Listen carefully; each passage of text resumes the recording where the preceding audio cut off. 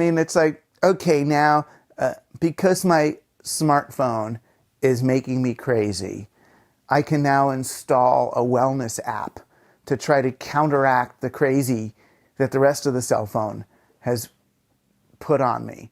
I mean, as a baby step, maybe, if people are so addicted to the thing that the only place to get them less addicted is through the thing itself. It's like Jesus going into the, temple with the money changers or something. But it's so much easier than that. So no, I don't believe at this stage of civilization that we should be turning to digital devices for correctives to the problem of digital technology. I don't see it. I think it's a desperate attempt, mostly of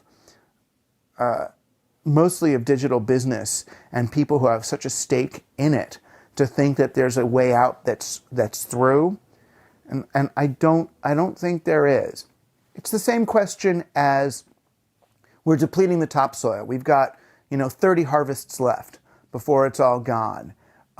Do we retrieve the Aboriginal permaculture methods and crop rotation and treating the soil like a living matrix? And do we retrieve those sort of more ancient approaches to life and circularity? Or do we pedal to the metal, invest in Monsanto and figure out how to use chemicals to grow more crops on rocks or on the ocean, or figure out how to eat salt? And I think there's still enough, I think we're still early enough in our descent to retrieve.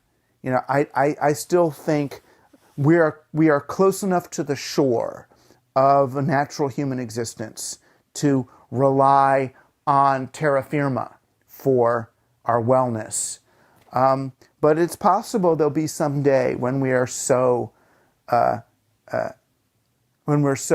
far from what we think of human, when maybe the human body is itself dispersed onto chips, onto quantum machines, where we don't really have faces anymore and whatever. And at that point, yeah, some sense of wellness in those cells and those last remaining biological elements of the computers, that they're going to need to be massaged by apps in order to resonate on some biological level. But I just don't think we're there. Well, you don't think it's possible that, for example, we have social media apps at the moment that are kind of hijacking our limbic system, going for outrage, going for kind of the quick dopamine hit and response, and you don't think it's possible for that to shift, so we have maybe algorithms that were designed towards growth and towards kind of a more kind of the higher angels of our nature, or the better angels of our nature? If you put a whole culture on dexedrine because you want them to be faster, and look how fast they're going, this is great. But they're having trouble falling asleep now, and they're not dreaming, and they're getting upset. Okay, what do we do?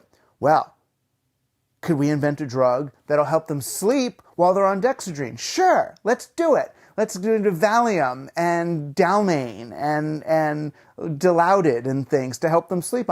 Sure, you can create compensatory tech for the tech that we're using, but the best way to compensate for it is to embed oneself in nature, in connection with others, in humans. You calibrate better looking face to face at another human. You could create a calibration routine that put two eyes and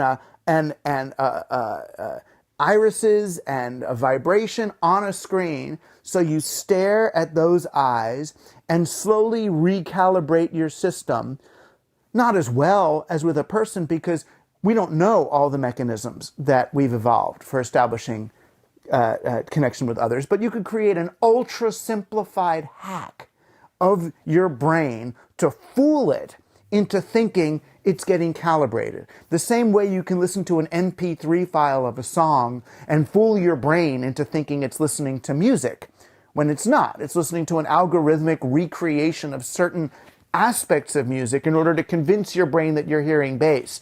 But there's no bass going in your body. There's nothing there. So yes, we can do artificial things to create compensatory, compromised experiences, but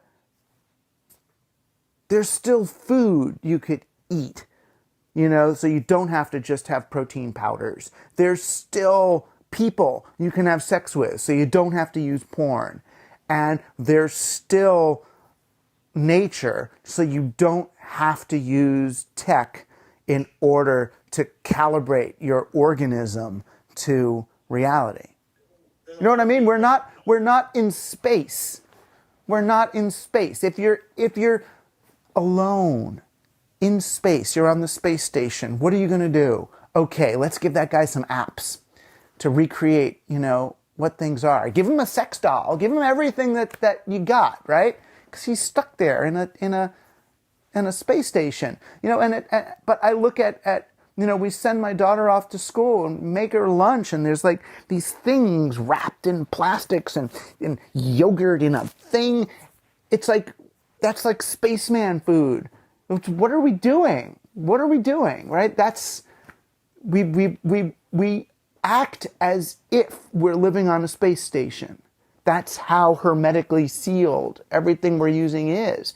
And that's crazy. And that's why we're all getting allergies and autoimmune diseases and stuff. It's like everything's gotten too packaged and sterile and plastic and nuts. This is killing us.